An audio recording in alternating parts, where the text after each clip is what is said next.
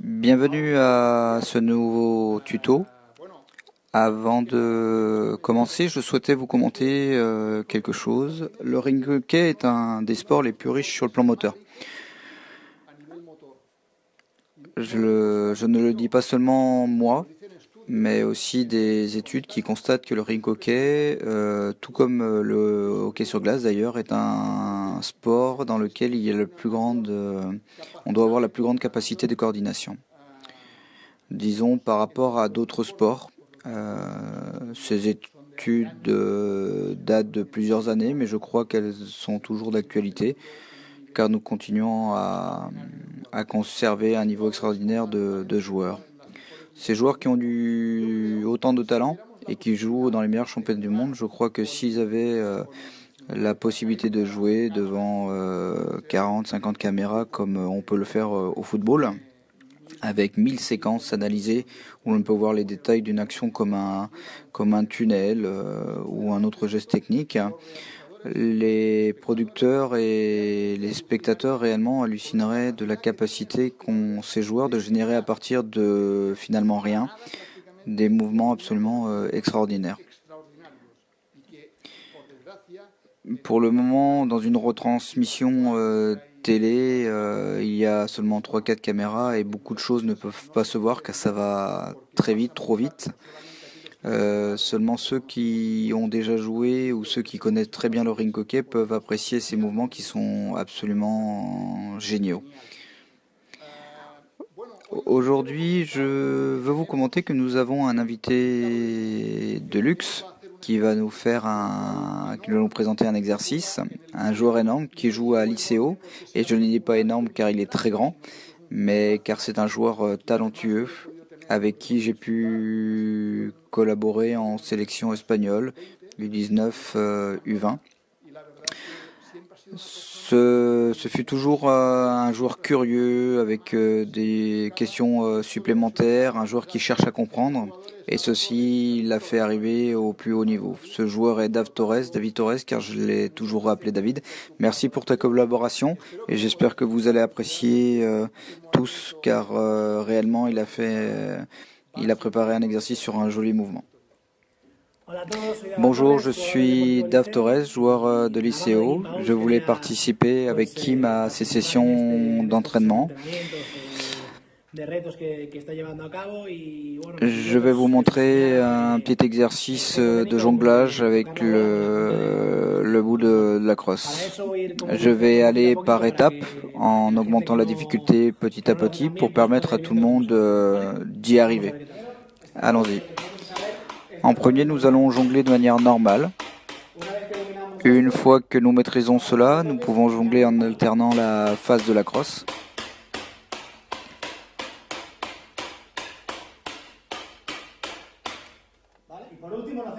Enfin, nous le faisons la même chose, mais seulement avec le bout de la crosse. Alors, on va refaire l'exercice en entier pour voir ce que cela pourrait donner. On jongle normalement, on alterne, et enfin avec la pointe, on change de l'autre côté, et nous commençons à jongler avec le bout de la crosse. En espérant que vous y arriverez et que cet exercice vous aidera. À bientôt. Cet exercice ressemble à un exercice de jonglage ballon cross-tête que nous avions déjà fait. Cette fois-ci, nous ferons cross-tête ou cross-pied en alternance. Alors, comme je ne suis pas très bon en football, je vais tenter de m'adapter. L'objectif est de jongler seulement 3 fois avec la crosse et d'enchaîner avec un jongle de la tête, jongler 3 fois et un jongle du pied.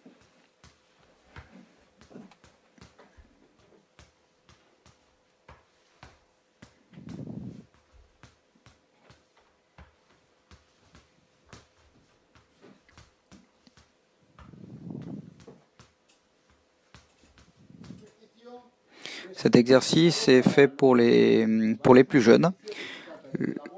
L'objectif est que la balle fasse le tour de nous avec la crosse en changeant de main pour suivre la trajectoire de la balle. Et chaque fois, nous cherchons à avoir la meilleure amplitude, la plus grande amplitude, en dessinant un 0 ou un haut. Alors, en le voyant,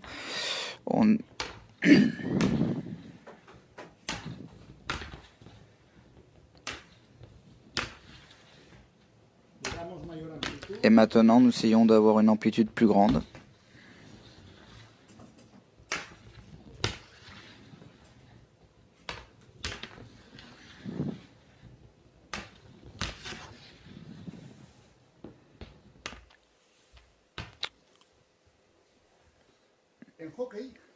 Ok, la balle peut être contrôlée, mais finalement elle n'est jamais tenue. Ce n'est pas comme dans d'autres sports où l'on tient le ballon avec la main avec laquelle on a réceptionné le ballon. On a toujours le risque de la perdre avec un joueur adverse plus habile ou tout simplement car la balle nous échappe. Très souvent dans cette situation, l'important c'est de savoir réagir vite. Dans cet exercice, nous allons travailler cela. Nous allons lancer la balle d'un côté et nous allons effectuer 2 appuis, jambes, enchaînés d'un croisé, et nous allons récupérer la balle.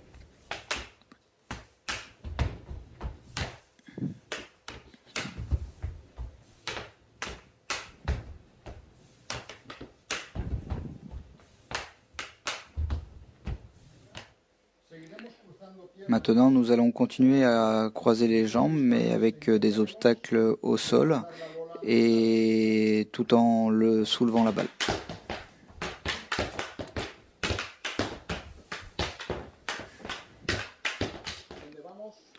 Nous allons continuer avec un exercice de coordination jambes et bras, tout en contrôlant la balle. Voyons cela.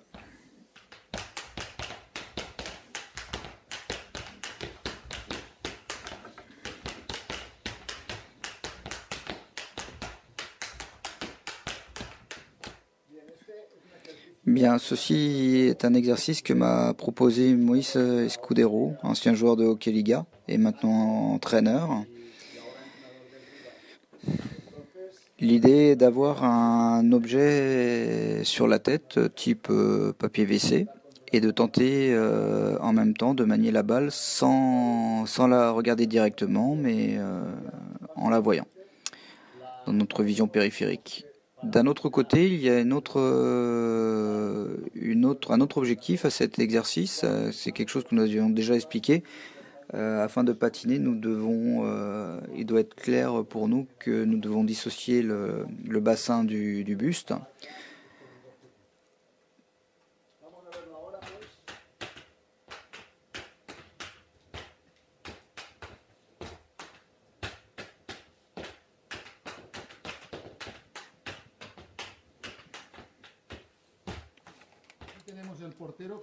Alors ici, on voit le gardien qui m'accompagne pour les tutos, et derrière lui, la cage qui est représentée par la partie bleue.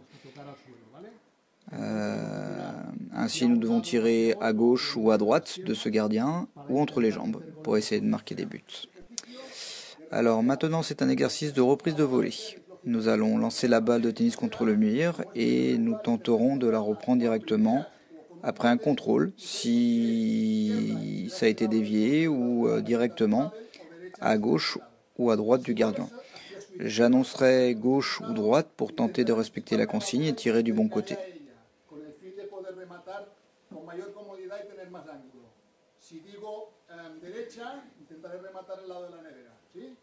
Allons-y. Droite. Gauche. Entre les jambes. Droite. Droite. Entre les jambes. Gauche. Bien, continuons avec le gardien et la cage. Nous allons tenter de lancer la balle en hauteur contre le mur, tourner le dos à la cage et reprendre la balle après le rebond. Nous allons voir cela.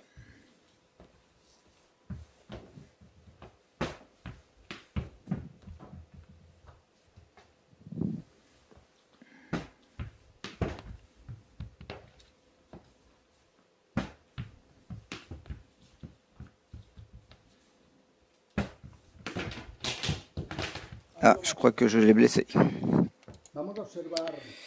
Bien, maintenant nous allons observer, travailler l'observation. Nous allons considérer que nous avons ici la cage dans un espace très réduit. Nous sommes très près, mais il y a des trous et à nous de voir si nous avons la capacité de les trouver et de marquer. Nous allons voir différents gestes de finalisation. Le premier serait de lever et d'accompagner la balle.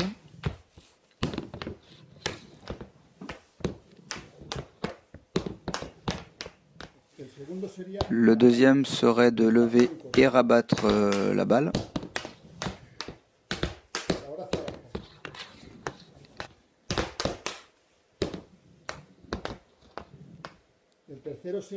Pour le troisième, je lève la balle en la coupant et je la rabats.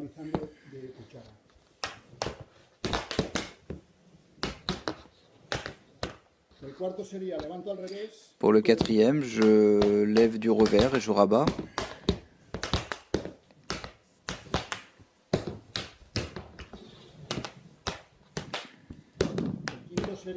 Le cinquième serait le même que le premier, mais du coup droit. Je lève et j'accompagne.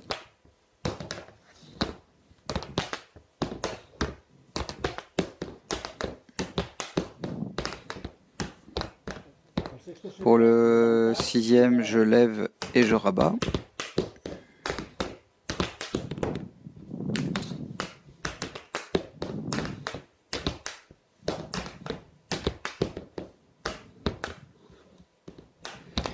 Pour le septième, nous effectuerons un double toucher et rabattre.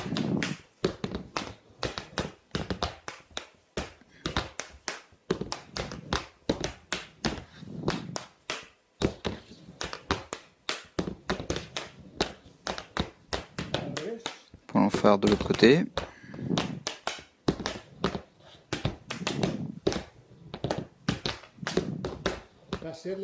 Et maintenant, nous pourrons effectuer lever de balle entre les jambes de manière latérale et rabattre.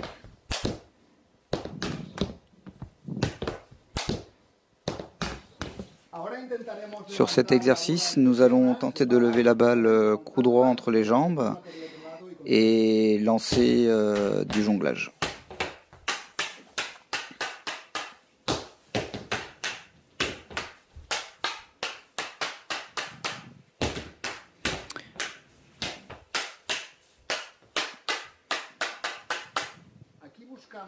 Ici, nous allons chercher à faire des passes de revers et du coup droit avec une balle de hockey entre deux morceaux de bois.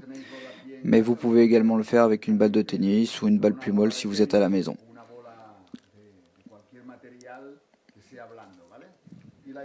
L'idée est de tourner les poignets après la passe et du coup à chaque passe. Nous allons voir.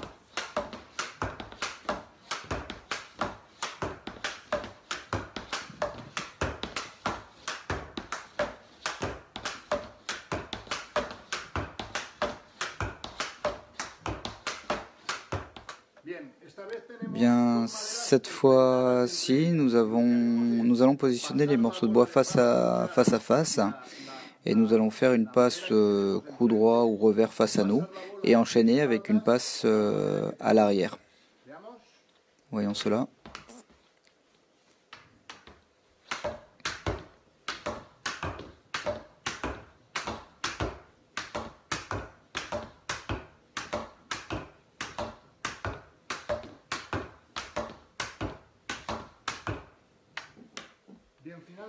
Bien, pour terminer ces exercices de passe, nous allons enchaîner une passe, un contrôle et un lever de balle pour rabattre. Nous allons le refaire de revers et du coup droit.